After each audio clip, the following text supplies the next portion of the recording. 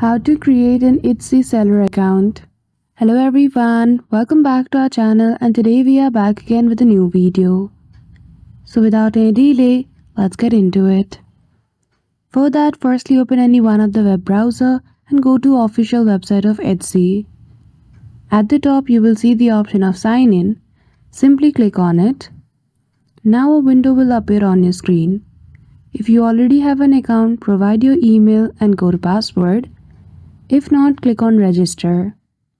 Provide your email, your first name, and create a new strong password for your device. You can also choose your own or use the strong password suggested.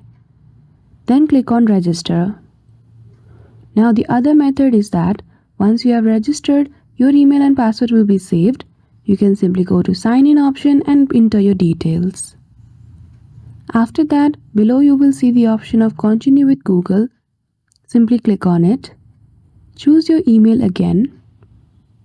Then after you need to go to click on continue.